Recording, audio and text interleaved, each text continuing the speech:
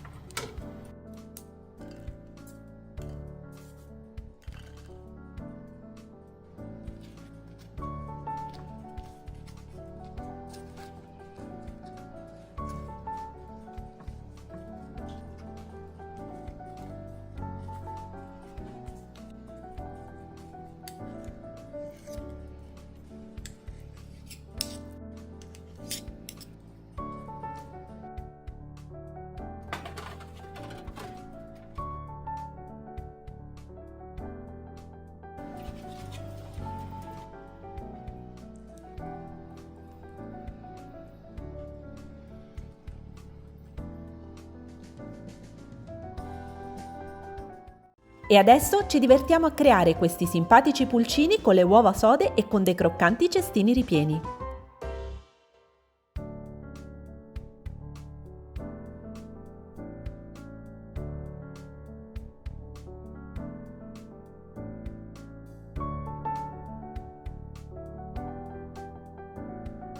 Piccolo consiglio utile: mettete un po' di aceto nell'acqua, l'acidità sigilla istantaneamente eventuali crepe nel guscio, evitando che l'albume fuoriesca durante la cottura.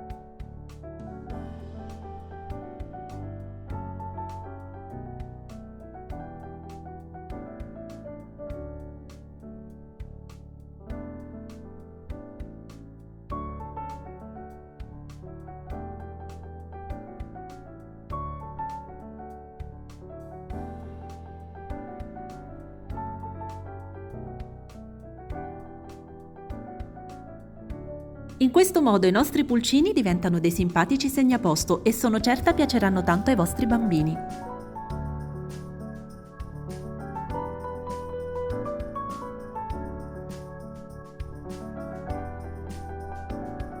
Coniglietti o pulcini, quale dei due vi è piaciuto di più? Li preparerete anche voi per Pasqua? Vi aspetto nei commenti e alla prossima ricetta!